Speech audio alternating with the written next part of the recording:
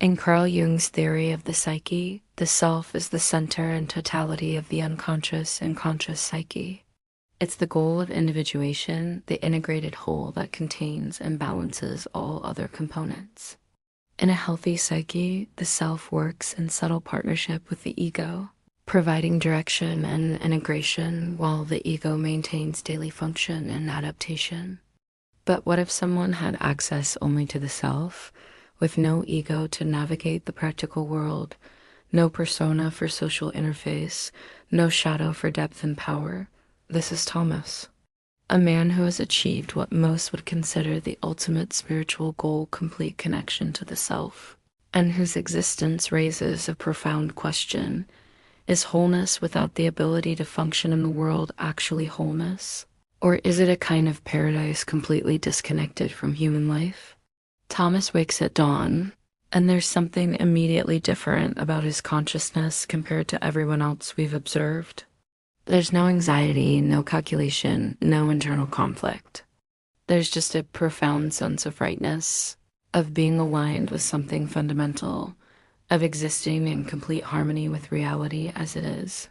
Not positive in an enthusiastic way like Gabriel's Mana personality, but deeply, fundamentally at peace. Watch him move through his morning. He doesn't rush.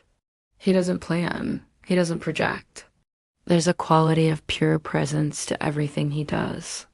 He washes his face and he's completely present to the sensation of water on skin. He makes tea and he's completely present to the aroma and taste.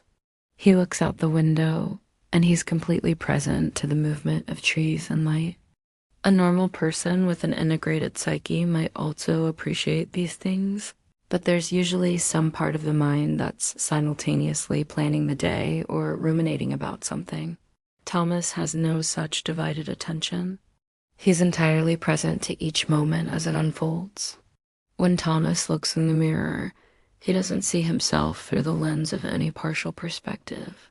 He doesn't see Marcus's ego evaluating objectively, or Derek's shadow hating, or Rebecca's persona performing, or Catherine's animus judging. He sees himself with complete acceptance, not resignation like Stephen's negative inflation. Complete acceptance.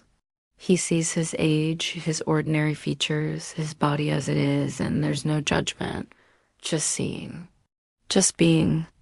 He prepares to leave his apartment to go to work, but notice that he doesn't choose clothing the way normal people do. He's not calculating appropriate appearance like the persona would. He's not expressing authentic preference like the integrated ego would. He simply moves in a way that feels aligned. He picks up a jacket. It feels right. He puts it on. There's no anxiety about whether it's appropriate or flattering.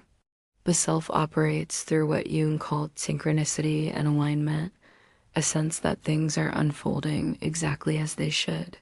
Researchers studying the physiology of enlightened individuals would recognize something unusual in Thomas's vital signs.